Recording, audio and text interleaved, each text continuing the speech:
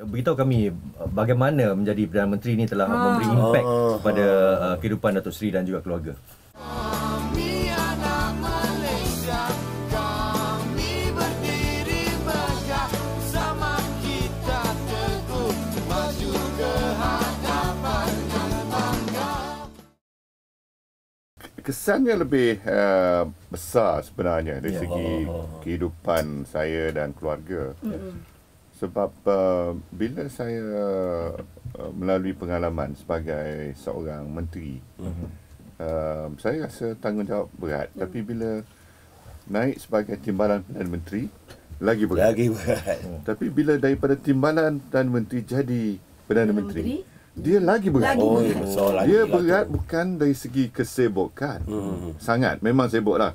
Tentu sekali sebagai Perdana Menteri sangat sibuk. Tapi dia punya stress factor.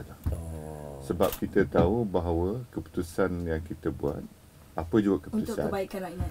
Satu kebaikan, tapi maknanya kita ni adalah orang yang buat keputusan yang terakhir, yang muktamad.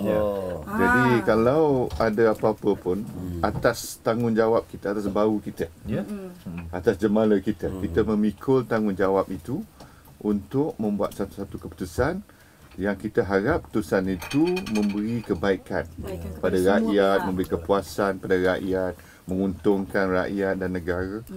Tapi kadang-kadang kalau kita tersilap katanya perhitungan kita, jadi itu yang agaknya stress factor yang menyebabkan kita apa-apa keputusan yang kita buat, kita kena buat keputusan yang tepat. Saya selalu kata, bila dah sampai pada peringkat jadi seorang Perdana Menteri, kalau katalah kita terpaksa buat 10 keputusan yang besar, kita mesti dapat 10 daripada 10 tepat.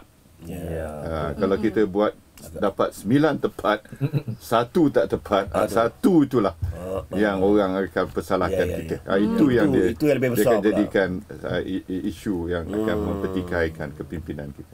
Kita tengok Datuk Seri pun di kaca TV ya. Saya rasa tak mungkin saya boleh buat kerja-kerja tu. Tak boleh. Siang berada di Kuala Lumpur dan petang Datuk Seri berada di Terengganu ataupun Sabah. Kadang-kadang tertanya juga bila berehat.